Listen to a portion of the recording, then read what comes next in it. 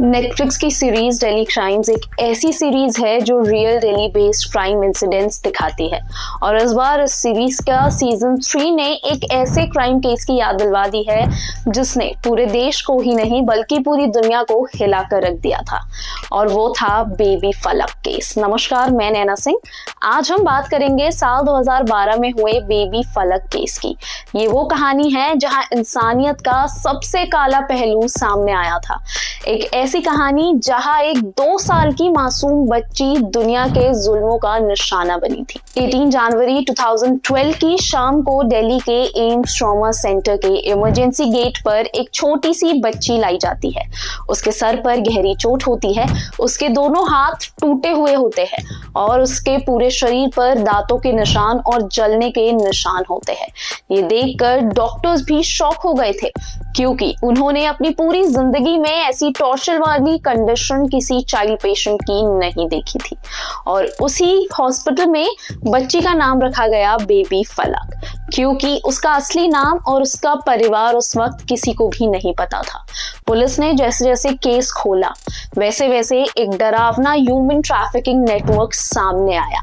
फलक की माँ मुन्नी एक गरीब औरत थी जिसे एक औरत ने अच्छे फ्यूचर का सपना दिखाकर धोखा दिया। फलक की माँ से कहा गया कि उसके बच्चों का अच्छा ख्याल रखा जाएगा, लेकिन रियलिटी कुछ और ही थी।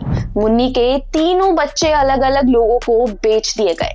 फलक भी उन्हीं में से एक थी, जिसे एक लड़के और फिर एक लड़की के पास छोड़ दिया गया। जो लड़की फलक को रखती थी वो खुद भी एक डिस्टर्ब्ड लाइफ जी रही थी, और उसी के गुस्से का निशाना बनी एक छोटी सी बच्ची। डॉक्टर्स ने फलक के ऊपर 5 बड़ी सर्जरीज की, और उस बीच फलक को 2 बार हार्ट अटैक्स भी आए। इतना होने के बाद भी बेबी फलक में थोड़ी थोड़ी इंप्रूवमेंट्स दिखने लगी थी, लेकिन 15 मार्च को फलक को सोते हुए कार्डियक अरेस्ट आया, और इतना लड़ने के बावजूद उसने अपना दम तोड़ दिया। पूरा देश उस वक्त शॉक में था। न्यूज चैनल्स पर सिर्फ एक ही नाम चल रहा था, बेबी फलक। ये केस एक झटके की तरह था। जब दिल्ली पुलिस ने इन्वेस्टिगेशंस आगे बढ़ाई तब ये सामने आया कि ये सिर्फ एक डोमेस्टिक वायलेंस का केस नहीं बल्कि एक बड़ा ह्यूमन ट्रैफिकिंग रैकेट चल रहा था। इस केस में बहुत सारे लोगों को अरेस्ट किया गया, और अब ठीक 13 साल बाद डेली क्राइम सीजन 3 इसी दर्दनाक कहानी को स्क्रीन पर लाने जा रहा है। फलक की कहानी हम सबको याद दिलाती है कि इंसानियत तब भी जिंदा रहनी चाहिए जब दुनिया में अंधेरा हो, और शायद इसीलिए डेली क्राइम सीजन 3 का मैसेज एकदम सिंपल है।